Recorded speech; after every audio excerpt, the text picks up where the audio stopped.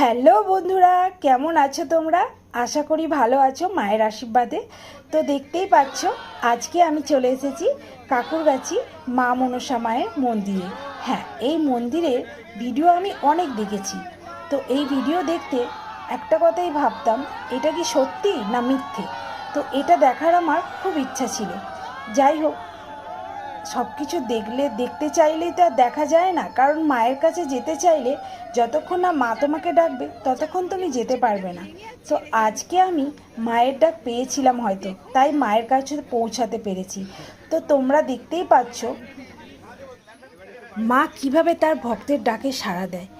তো যতবারই মাকে ডেকেছেন, মা কিন্তু ঠিক এইভাবেই সাড়া দিয়েছেন। তো আমরা জানি ভগবান নেই, কিন্তু ভগবান আছেন।